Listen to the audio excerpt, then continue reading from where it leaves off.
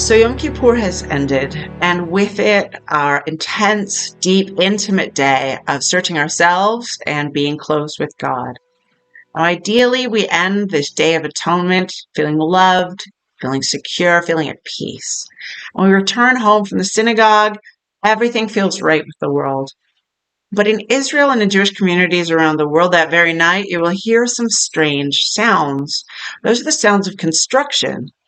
Because just as we return home feeling secure and peaceful, we encounter another commandment. We are instructed to go out and live somewhere else, somewhere insecure. The holiday of Sukkot begins just days after Yom Kippur, and the Jews are out building temporary homes to live in for 7 days. Sukkot is the biblical harvest festival first mentioned in the book of Exodus. It is one of the 3 pilgrimage festivals where every adult male is commanded to go up to Jerusalem and appear before the Lord. Now, the Bible in chapter 23 of the book of Leviticus instructs us to do 3 unique things on this festival.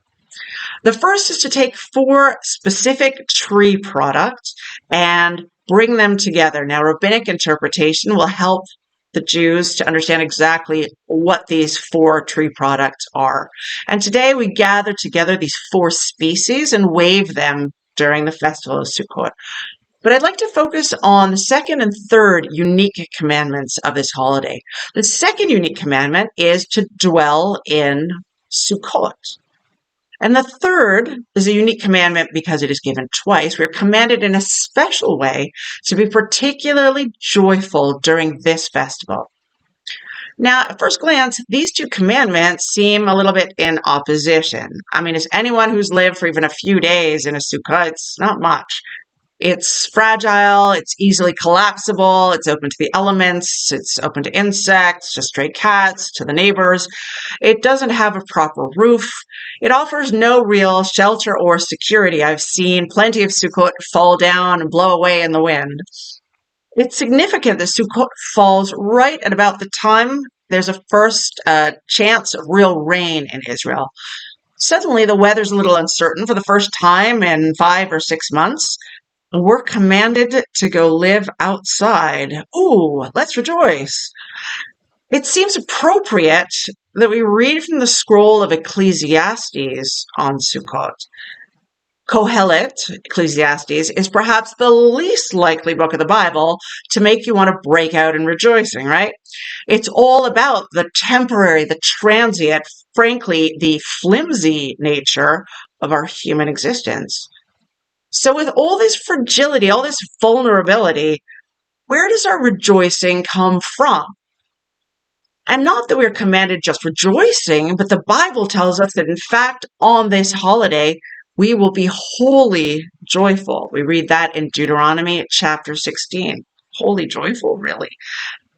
I think there's a hint we might find in the question that we often forget to ask, which is, what are Sukkot? What are these booths? I mean, Leviticus 23 basically tells us that we are commanded to live in Sukkot, that we remember that God made the children of Israel live in Sukkot when he brought us out of Egypt. That's not a huge help, because at no other point do we hear anything about the children of Israel dwelling in Sukkot. I mean, tents, plenty. We still don't really know what these desert Sukkot were. Now, the rabbis love questions like this, and in fact, there's a wonderful argument between 2 rabbis in the Mishnah about precisely this question. One, Rabbi Akiva, is very down to earth. He says, those desert Sukkot, they were just flimsy huts, like it doesn't mean much.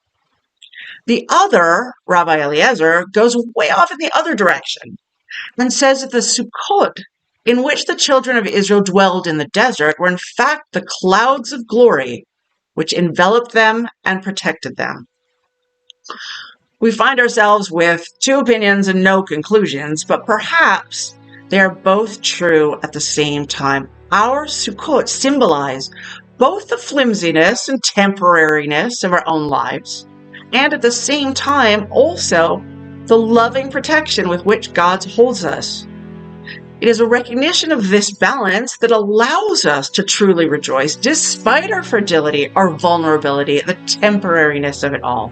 we know that while we are just huts, we are at the same time far more than just huts. And it is in knowing this that we can truly rejoice.